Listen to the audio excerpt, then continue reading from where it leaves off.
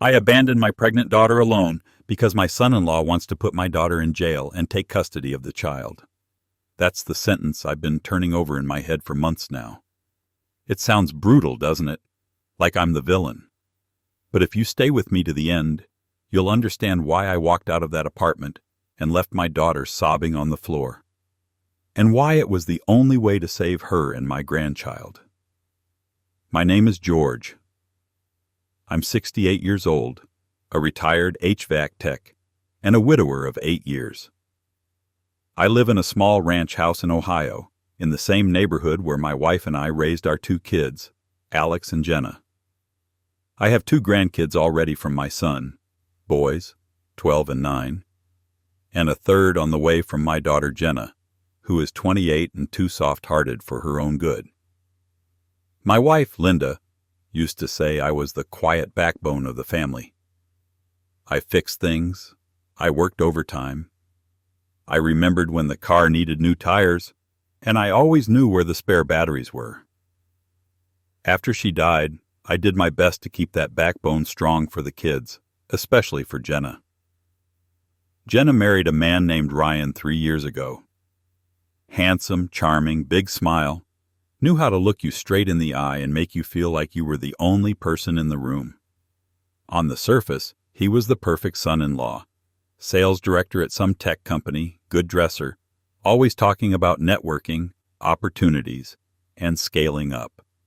Underneath, he was something else entirely. I first noticed it in small things.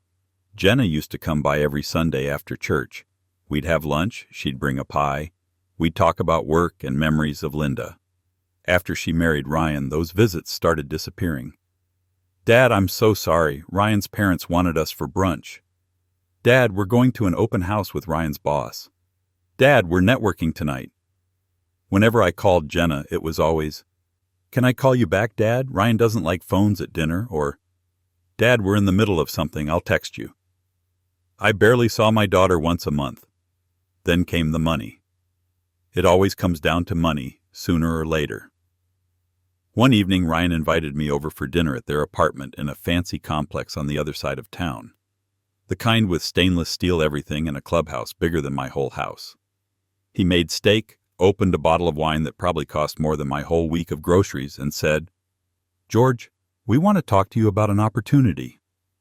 I've lived long enough to know that when a young man starts a sentence with opportunity and your money, you need to keep both hands on your wallet. "We're looking at a house," Ryan said, smiling. "Jenna found one she loves. Good school district, big yard, room for future grandkids." Jenna's eyes lit up when he said future grandkids. I felt something warm in my chest. "That's wonderful," I said. "What's the problem?"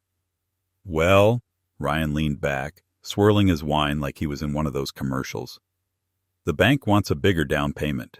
We're a bit short, and my parents are tied up with some investments right now." Jenna stared at her plate. She didn't meet my eyes. "How short?" I asked. "About 50,000, he said casually, like he was asking for a ride to the airport. I almost choked on my steak. 50,000? "It's really an investment, George," he said quickly. "Real estate in that area is only going up. We'd pay you back within a year, 2 at most. Interest, too." Jenna finally looked up. "Dad, you don't have to say yes. It's just, this house is everything we dreamed of." There are moments in life when you already know the right answer, but your heart decides to override your brain. This was one of those moments. I pulled from my modest retirement savings and gave them the 50,000. A wire transfer, signed papers, the whole thing. I told myself I was helping my daughter build a life. That was episode 1. Episode 2 came 6 months later, when I learned whose name was on the house. I went over to see the place, expecting to feel proud. Ryan was in the driveway, hosing down his brand new truck. "Check it out, George. Got a deal through a friend at the dealership." I congratulated him, then asked to see the house paperwork because I'm old-fashioned and like to know how my money is sitting. He laughed. "Oh, come on, George. Don't you trust us?" I looked at Jenna. She shifted, uncomfortable. Dad, the place is in Ryan's name for now, she said. My credit score's not great with my student loans, so it was easier this way. Ryan clapped a hand on my shoulder like we were buddies at a bar. We're married, George. What's mine is hers, right? I smiled because Jenna needed me to. But inside, something twisted. I should have insisted on a contract, on putting my name somewhere, on protecting my daughter. Instead, I let it slide, because I wanted to believe this man loved her enough to do right by her. Things got worse after Jenna got pregnant. By then, she was working part-time at a dentist's office, answering phones. Ryan had her quit. You don't need to be on your feet all day, he told her while I sat in their kitchen. Besides, it stresses the baby. I make enough for all of us. I didn't like the idea of her being financially dependent on him, but I kept my mouth shut. Linda always told me to pick my battles. At first, I thought it was sweet. Then I saw the way he used it. If Jenna ordered takeout without asking, he'd tell her, "You know that's my money you're spending, right?" If she wanted to visit me, he'd say, "Gas isn't free, Jenna. Maybe your dad should pitch in if he wants you driving all the time." He controlled her phone plan, her car insurance, every bit of cash that came in. He'd forget to give her money for groceries and then complain if dinner was late. One afternoon, she showed up at my place without calling first. Her eyes were swollen from crying. "Dad, can I stay here tonight?" she asked, standing on my front step with a little overnight bag. "Of course," I said, stepping aside. "What happened?" She sank onto my couch and covered her face with her hands. Ryan was yelling because I forgot to move the clothes from the washer to the dryer. He said if I can't handle a simple thing like laundry, how am I supposed to care for a baby? Then he took my keys and said I was acting irrational and he'd think about when I could have them back. I felt my blood pressure climbing. "Give me his number," I said. "I'm going to talk to him." "No." She sat up quickly. "Dad, please, it'll just make it worse. He says you're too involved already." Too involved. For a father who had helped pay for their wedding, their house, their emergencies. That night, she fell asleep on my couch like she used to when she was little and sick. I stood in the doorway and watched her. I wanted to march over to their house, pound on the door, drag Ryan outside, and tell him exactly what I thought of him. Instead, I waited. I brought Jenna breakfast in the morning. By lunch, Ryan was calling her nonstop. She finally answered. I could hear his voice through the phone, tight, controlled, dripping with fake concern. "Sweetheart, you know I'm sorry. I was just stressed. Come home and we'll talk. The baby needs you calm." She went back. I watched her drive away and felt like I was sending someone into a burning building. That was episode 3. The threat started a few months later. We were at Jenna's 30-week ultrasound. Ryan had taken the day off. He spent most of the time on his phone in the corner, scrolling and smirking, while the tech pressed the cold wand against my daughter's belly.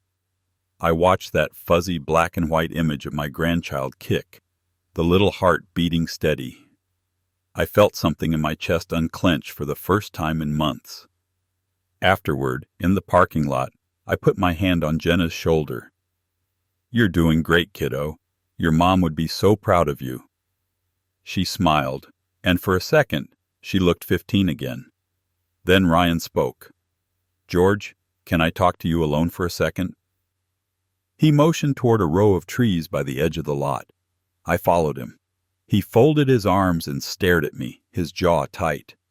"We need to set some boundaries," he said. "Boundaries?" I repeated. "Yeah. Once the baby's here, things are going to change. You can't just show up whenever you want, call Jenna whenever you feel like it, or take her side when we argue." I felt my back straighten.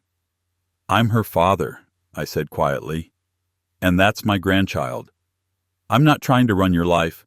I'm trying to be family." He laughed a little. "That's not what this feels like.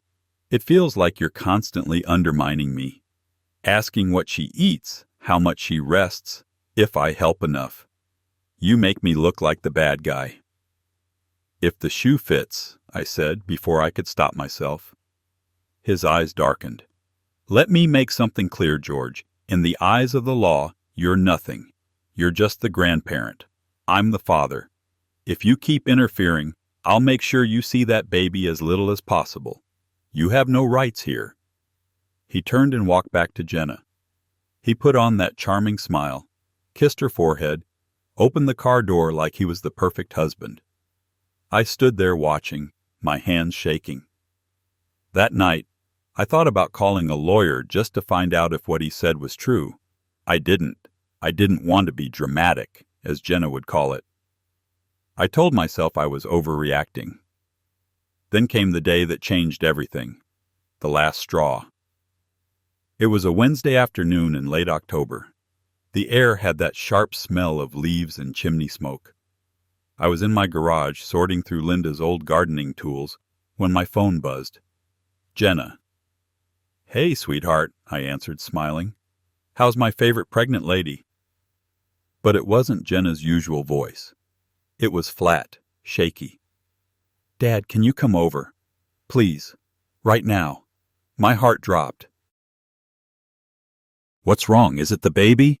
No, it's... Her voice broke. Just please come. Ryan's here, and his parents. And some guy from his company. They're making me sign something. I'll be there in 15 minutes, I said. I don't even remember the drive. I just remember my hands gripping the steering wheel so tight my knuckles hurt, and my mind racing with worst-case scenarios. When I got there, Jenna's car was in the driveway. Ryan's too, and a black Mercedes I didn't recognize. I walked in without knocking. Jenna was at the dining table, eyes red, a stack of papers in front of her. Ryan stood behind her chair, hands on the backrest. His parents sat on one side of the table, his mother's lips pressed in a disapproving line, his father staring at the ceiling like this was all an inconvenience. A man in a suit sat at the other end, a briefcase open next to him. What is this? I asked. Ryan's head snapped up. George, this is a private matter.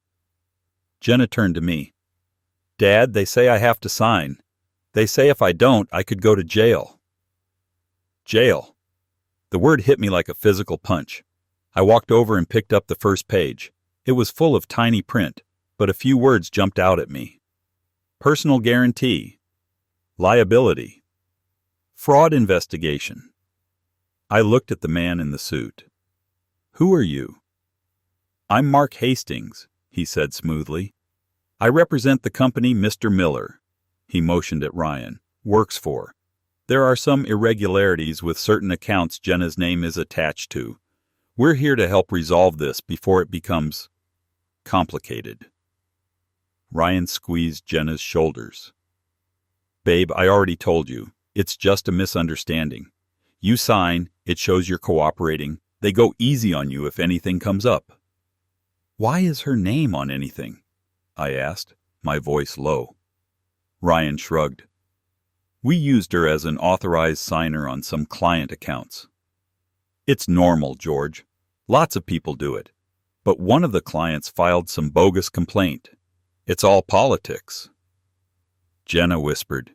He had me sign a few things over the last year, Dad. He said it was just standard paperwork. I didn't read all of it. I trusted him. I stared at the papers. It looked like Jenna was being set up as the scapegoat for some kind of financial mess. Her name was everywhere. Ryan's was barely there. Why would she go to jail? I asked Mark. He shifted, uncomfortable. Well, if the investigation finds that funds were mismanaged or misappropriated, the person whose name is on the accounts could face charges. But if she shows cooperation now and accepts responsibility, it can mitigate. Responsibility? I interrupted. You mean she signs this and takes the fall for whatever you and my son-in-law did? Ryan's eyes hardened. Careful, George. Nobody's talking about anyone taking the fall. This is about cleaning things up before we welcome a child into the world. You don't want your grandkid visiting his mom in court, do you? His mother added, It's really best if you don't interfere. You've always been emotional. Let the adults handle this. I looked at Jenna. She was shaking. She was terrified, pregnant, surrounded by people who were supposed to be her family, and every one of them was pushing a pen into her hand. "Don't sign anything," I said. "Dad, they said—" "I don't care what they said." Mark sighed. "Sir, if she refuses to cooperate, the company will have no choice but to go straight to the DA. They can open a criminal case. We're here to avoid that." Ryan looked at me with that slick salesman charm. "You're making this harder than it has to be, George. You don't understand how these things work. It's business. She signs, we move on. The baby grows up with two parents instead of a mother with a record." That was the moment, the last straw. Something inside me snapped into focus. For months, I'd been telling myself I was just an old man watching the world move too fast. I'd let Ryan take the lead because that's what you're supposed to do, right? Step back and let the younger generation handle it. But in that moment, watching him use fear of jail and custody against my pregnant daughter, I realized something important. I might be old, but I wasn't powerless. I put the papers back on the table. Jenna looked at me with desperate eyes. "Dad?" she whispered. I put my hand on her shoulder. "Jenna, if you sign those papers, they'll own you. Not just your name, but your future. Your baby's future. You understand me?"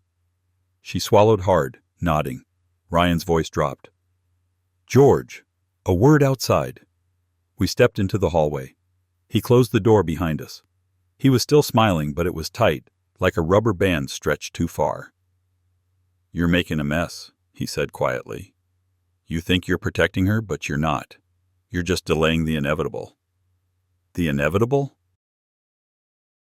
"She's on those accounts," he hissed. "Her name, her signature. If the DA looks at this, she's the one they'll see. Do you think some overworked prosecutor cares about, but my husband told me to sign? They'll slap cuffs on her and let the court sort it out. And you know what else?" He leaned closer, his breath hot on my face. "If she goes to jail, I get full custody. I'll be the stable parent, the one with a job, the one who tried to help. My parents will testify. The company will testify. The baby will grow up in a good home, and your little girl will be a cautionary tale. So unless you want that, you're going to go back in there, sit down, and shut up while she signs." He stepped back, adjusting his shirt like he hadn't just threatened to destroy my child's life. My ears were ringing. I could feel my heart pounding against my ribs, my hands itching to grab him by the collar and show him that a useless old man still had some fight left. Instead, I did something he didn't expect. I smiled. It surprised both of us. "Fine," I said. "You win." He blinked. "What?" I said, "You win. You're right. I'm just the grandparent. I have no say." For a second, he looked suspicious. Then his ego swallowed it whole. "I'm glad you see it that way," he said. We went back into the dining room. I walked to Jenna, squeezed her hand once, and said, "Do what you think is best, sweetheart." Her face crumpled. "Dad, please don't leave," she whispered. "I'm just making things worse," I said. "Ryan's right. This is between you and him." I picked up my jacket from the back of the chair. My daughter looked like I'd kicked her. "Dad!" I didn't trust myself to answer. I walked out, closed the door behind me. I heard her sob break through the wood. I got in my car, gripped the steering wheel, and let my hands shake for a full minute. Then I pulled out the small digital recorder I'd had running in my shirt pocket since I got there. It had caught everything, including Ryan's little speech about the DA, custody, and my daughter becoming a cautionary tale. I don't move as fast as I used to, but my brain still works just fine. I'd started carrying that recorder after the parking lot boundaries conversation. Something in his tone that day had told me I might need proof one day, and I learned long ago that people will say the quiet part out loud when they think an old man isn't a threat. As I sat in the car, Jenna's muffled cries echoing faintly from the apartment, I realized something. I couldn't save her by arguing. I couldn't save her by begging. I couldn't save her by playing nice. I had to beat Ryan at his own game, and that meant, for a little while, letting my daughter believe I had abandoned her. I drove straight to the office of an old friend, Paul Mason, a family law attorney I'd met through church years ago. He'd helped a buddy of mine with a nasty divorce, and I remembered thinking at the time that Paul had the patience of a saint and the heart of a bulldog. He looked surprised when I walked in without an appointment, recorder in my hand. "George, you okay? You look like you just ran a marathon." "Got something you need to hear," I said. 10 minutes later, he'd heard the whole recording. Every threat, every smug word, every detail of Ryan's plans for custody. Paul leaned back, rubbed his face, and let out a low whistle. "Your son-in-law is an idiot," he said. "A dangerous idiot, but still an idiot. Saying all that out loud, with this much detail?" "Can he do it?" I asked. "Can he really get Jenna locked up and walk away with my grandkid?" Paul shook his head slowly. "It's not that simple. But if she signs anything admitting responsibility, if she cooperates with whatever they're pushing without counsel, they can sure as hell make her life miserable. And yes, a DA could decide she looks like the problem, especially if the paperwork was drawn up to shield him." "How long do we have?" He glanced at the recorder again. "Depends on what those documents were, but I can tell you this much. If she signed, we've got damage control to do. If she hasn't signed yet, we have leverage." I stared at the desk. "I walked out," I said quietly. "She thinks I abandoned her. I had to get this to you before they made her sign anything." "You did the right thing," Paul said firmly. "If you'd stayed and started screaming, they'd have you on tape as the crazy father interfering in a legal matter. This way, you have them on tape, clean. Now we need two things: copies of whatever they want her to sign, and Jenna herself on our side." "Getting her on my side is going to be the hard part," I muttered. We spent the next hour mapping it out. Step 1. Call Jenna and act like nothing had changed. Tell her I needed to cool off, that I loved her, and that I supported her no matter what. Not mention lawyers or recordings yet. Step 2. Get her alone, away from Ryan and his parents, long enough to show her what we had. Step 3. File for a protective order if necessary. Get her and the baby somewhere safe, and hand everything we had on Ryan's shady business practices over to the state. There were risks. If Jenna refused to believe me, she might tell Ryan about the recording. If Ryan suspected we were building a case, he could move assets, manipulate more paperwork, or try to disappear. There was another risk, too, the one that kept me up at night. "What if she signed already?" I asked Paul. He sighed. "Then we fight like hell. But at least we'll have this recording to show a judge that she was pressured and misled. That goes a long way." I left his office with two things: a folder of basic instructions in simple language that I could show Jenna, and the number of a detective in the financial crimes unit Paul trusted. "Just in case," he said. "But don't make that call until we have documents." On the drive home, Jenna called me. I pulled over before answering. "Dad," she said, her voice hoarse. "How could you leave like that?" My throat tightened. "Did you sign anything?" A pause. "No," she whispered. "Ryan kept pushing. His mom kept telling me I was being ungrateful. But when you walked out, I froze.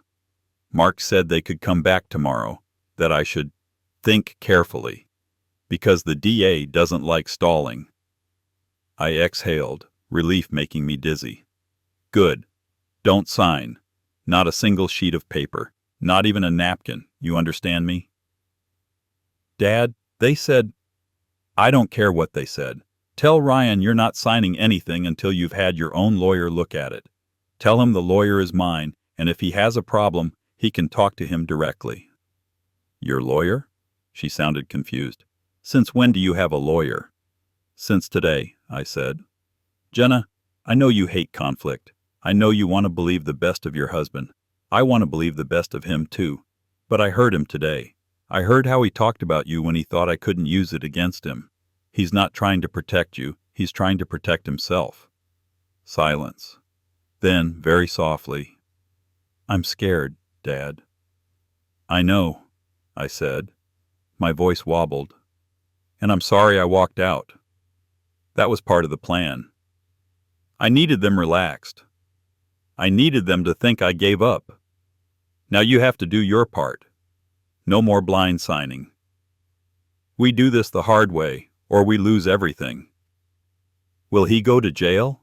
She asked. Maybe, I said honestly. But right now, I care more about keeping you out of one. We set up a time to meet the next morning at my house while Ryan was at work. Jenna showed up wearing sunglasses even though it was cloudy. Her hands shook as she held a manila envelope. He left these on the kitchen counter, she said, pushing it toward me. He said I needed to have them signed when he got home, or he'd have to let the process take its course. Inside were the documents from the night before. Personal guarantees. Statements written in lawyerly language that basically painted Jenna as the mastermind behind whatever weird transfers had been happening in Ryan's company accounts. I scanned the pages. This isn't just them trying to keep the DA off your back, I said quietly. This is them gift-wrapping you as the perfect defendant. We took the documents and the recording back to Paul's office. He didn't bother hiding his disgust. He's stupid, Paul said, but he's dangerous. I'm calling my guy at Financial Crimes. This smells like a bigger pattern. And if there's a pattern with other names like yours, that's going to make him look very bad in front of a judge. What about the baby? Jenna whispered. If he finds out we went to a lawyer, he'll flip. He said last night that if I kept making drama, he'd tell the doctor I was unstable and get notes about my emotional issues. He said it would look bad in family court. Paul looked at me, then at her. Jenna, if things get bad, are you willing to leave the house?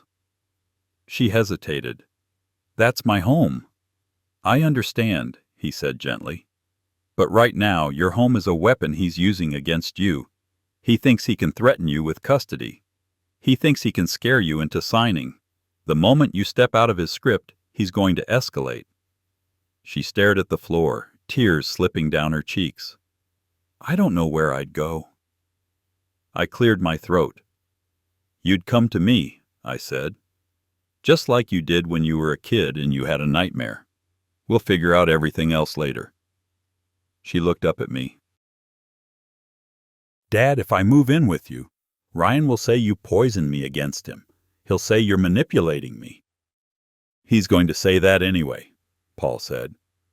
You can't control his story. You can only control your actions.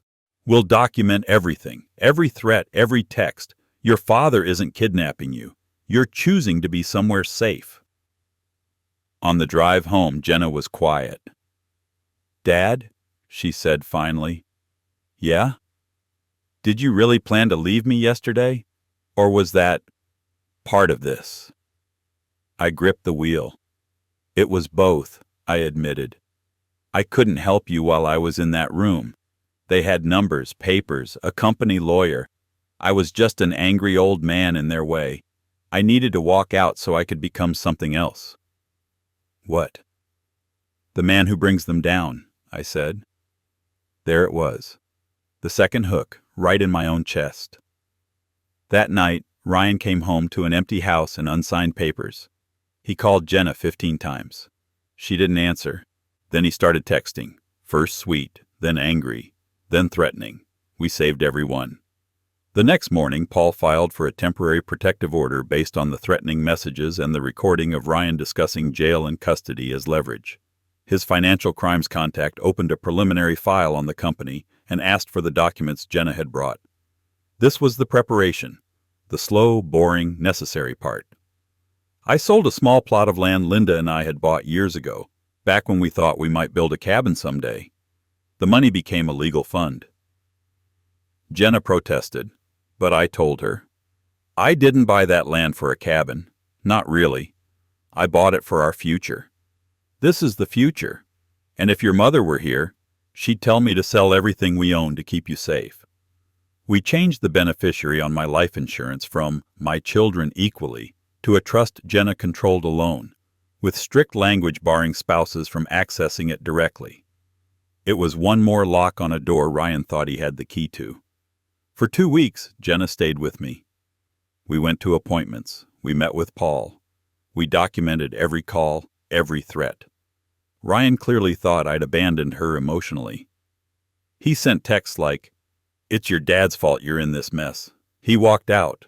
I'm the only one trying to fix this." He had no idea we were sitting at my kitchen table, reading his words aloud to a man who knew exactly how family courts read manipulation. Then came the day we executed the plan. It started with a simple text from Jenna to Ryan. "We need to talk about the baby's future. Dad is willing to meet and make things right about the paperwork. Come to Dad's house Saturday at 2. I watched her send it, my stomach twisting." Ryan responded within 30 seconds. "Good. I'm tired of this drama. You both need to accept reality." Reality, in his mind, was Jenna signing away her own freedom while I sat quietly in a corner. Saturday at 2, his car pulled into my driveway. He arrived alone. He probably thought that made him look confident. He walked in without knocking. "George," he said, scanning the living room. "Jenna, glad to see you two finally being reasonable." I nodded toward the dining room. "We figured it's time to talk face to face." He didn't notice the small digital recorder sitting on the shelf this time either, or the fact that my coffee table had been moved slightly to angle toward the hallway. We sat at the table. He dropped a fresh stack of papers in front of Jenna. "I had Mark tighten up the language," he said. "This version makes it even clearer that you didn't mean to do anything wrong. You just followed instructions. Very sympathetic. Judges love remorse." Jenna's hands trembled. "I told you I wanted my own lawyer to look at this." He rolled his eyes. "Your dad's ambulance chaser? He's just going to stir things up and rack up billable hours. Jenna, this is simple. You sign, you stay out of jail. We move on." "What about the baby?" I asked calmly. He shrugged. "The kid needs 2 parents, sure. But if things go bad and she can't be around, my parents are fully prepared to step in. Stability is what the court cares about." "Even if that stability comes from you committing fraud?" a new voice asked. Ryan froze. Paul stepped out from the hallway, a folder in his hand. Behind him, a woman in a blazer with a badge clipped to her belt followed. "Who the hell are you?" Ryan demanded. Paul smiled that calm lawyer smile. "Paul Mason. I believe you've heard my name. And this is Detective Alvarez from the Financial Crimes Unit." Ryan's face drained of color. I don't have to talk to you without my attorney." "You absolutely don't," Alvarez said pleasantly. "You're not under arrest today, but we do need to make you aware that there is an active investigation involving the accounts your wife's name appears on, and we have reason to believe someone other than your wife may have directed those transfers." Ryan looked at me. His eyes were full of fury. "What did you do?" he hissed. I folded my hands on the table. "What you told me to do," I said. I listened, carefully. Paul clicked a small remote. From the living room, Ryan's own voice filled the air. "If she goes to jail, I get full custody. I'll be the stable parent. The baby will grow up in a good home, and your little girl will be a cautionary tale." His knees actually buckled. For a second I thought he might faint. Paul let the recording run on, Ryan talking about Jenna as the scapegoat in everything but the exact word. Ryan describing how the DA wouldn't care about her side of the story. Ryan laughing at the idea that some old man could do anything about it. When it ended, the room was silent except for the hum of my refrigerator.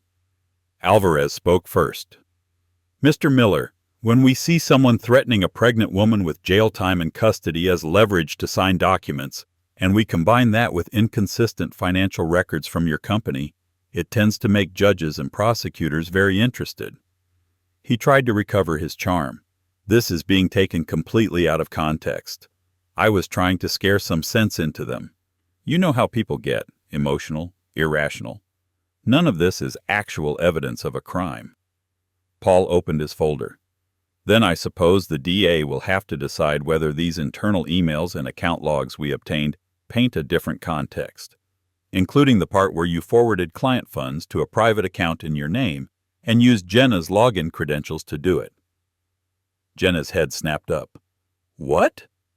Ryan glared at me. You hacked my email? Your wife gave permission to access the account in her name, Paul said coolly. Turned out someone had been using it a lot more than she knew. Alvarez nodded. Here's how this is going to go, Mr. Miller. You're going to choose whether you want to cooperate with our investigation or be surprised by a warrant later. Either way, you're not pressuring this woman, she nodded toward Jenna, to sign anything today. You are not stepping foot in her doctor's office to talk about emotional issues. And if we hear a whisper of you trying to file for emergency custody based on fabricated instability, I will personally bring this recording into court. Ryan looked at Jenna, then at me, and for the first time since I'd met him, he truly looked scared.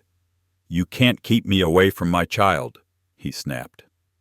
No, I said calmly, but we can keep you honest. And if you can't manage that, the judge will do the rest. He stood up so fast his chair tipped over. You think you've won, old man? This isn't over. He stormed out, slamming the door so hard my kitchen light rattled. Alvarez followed more slowly. I'll be in touch, she said to Jenna. And if he contacts you in a threatening way, you call me directly. Save every message. After they left, the house felt oddly quiet. Jenna sank into a chair, her face buried in her hands. I can't believe this is my life, she whispered. I sat across from her. You're out of the worst part, I said. He can't bully you in the dark anymore. The lights are on now. A week later, the protective order was granted on a temporary basis, extended after the judge heard the recording and saw the texts. Ryan was ordered to communicate with Jenna only through a monitored app and to stay away from her medical appointments. He wasn't arrested that day. Real life isn't as fast as the movies. But 3 months later, long after the baby was born, Detective Alvarez called. Thought you'd want to know, she said. The DA filed charges, fraud, embezzlement, falsifying business records. Ryan's facing a few years if it sticks. What about Jenna? I asked. She's listed as a victim and a witness, Alvarez said, not a defendant. I sat down at my kitchen table, dizzy with relief. As for custody, Ryan tried. Of course he tried. He filed for joint custody, painting himself as the devoted father cruelly cut off by a vindictive wife and her overbearing dad. The judge wasn't impressed. Paul brought the recording. He brought the texts. He brought the financial records. Ryan's lawyer argued it was all taken out of context. The judge listened, nodded, and finally said, Mr. Miller, if this is how you speak about the mother of your unborn child while threatening her with jail time in order to secure her compliance, I am deeply concerned about what you might do when you are angry and there are no witnesses. In the end, the judge granted Jenna full physical custody, with supervised visitation for Ryan until the criminal case was resolved. Ryan lost more than that. His company put him on leave, pending the outcome of the investigation. His fancy friends stopped returning his calls. His parents, who had once looked at me like I was something tracked in on their carpet, suddenly had to face the fact that their golden boy wasn't quite so shiny. They tried to blame me, of course. Said I'd set him up, that I'd manipulated Jenna. I didn't bother arguing. The evidence spoke loud enough. As for me and Jenna, it wasn't like flipping a switch. She struggled with guilt. For months, she'd wake up at my house in the room we'd converted into a nursery and say, maybe I overreacted. Maybe he just made a mistake. And I'd sit with her, holding my granddaughter, little Lily, with her tuft of dark hair and serious eyes, and remind her of the facts. You didn't put your name on those accounts, Jen, I'd say. You didn't move that money. You didn't threaten jail and custody. You just believed your husband. That's not a crime. That's trust. Sometimes she'd cry. Sometimes she'd get angry. Sometimes she'd just sit quietly and watch her daughter sleep. A year later, Ryan took a plea deal. Reduced charges, less time, some restitution. He'd have a record. He'd have mandatory counseling. He'd have supervised visits whenever Jenna and the court agreed it was safe. He would not have full custody. He would not have my daughter in jail. And he would definitely not have access to a single cent of my savings ever again. I set up a trust for Lily that Jenna controlled with Paul's help. We structured it so no spouse, present or future, could touch the principal. If something happened to me, the house would pass to that trust as well, not to Jenna's marital property. I drew boundaries with a pen this time, not just with words. Life settled into a new rhythm. Jenna went back to work part-time at the dentist's office, then later at a small bookkeeping firm Paul recommended, where the owner knew her story and treated her with kindness instead of suspicion. She saved every extra dollar like it was sacred. We still live together for now. I get to wake up to the sound of baby giggles down the hall, to little feet kicking against the crib, to Jenna humming lullabies in the kitchen while she makes oatmeal. Some mornings I make coffee and just stand in the doorway, taking it in. I abandoned my pregnant daughter, the voice in my head whispers. Then I remember the rest of the sentence, because my son-in-law wanted to put her in jail and take custody of the child. I didn't abandon her. I stepped back for one terrible moment so I could pull her out for good. I let her believe I was walking away so I could walk into a lawyer's office and set the rest of this in motion. It's not the kind of thing that makes for a neat, pretty family picture. Thanksgivings will never be simple again. My granddaughter will grow up with a complicated story about her parents. But when I hold Lily and she curls her fingers around mine, when Jenna smiles at me across the room, tired but safe, I know this much. If I had to do it all over again, I'd walk out of that apartment 100 times. I'd let my heart break in the hallway all over again. Because sometimes the only way to save your child is to stop playing by the rules of the man who's trying to destroy her. And now, when Ryan talks about boundaries and rights, it's not my door he's knocking on. It's the courthouse door. Funny how that works. My grandpa's words really happened. I believe him. If you want more true tales stories like this, hit subscribe.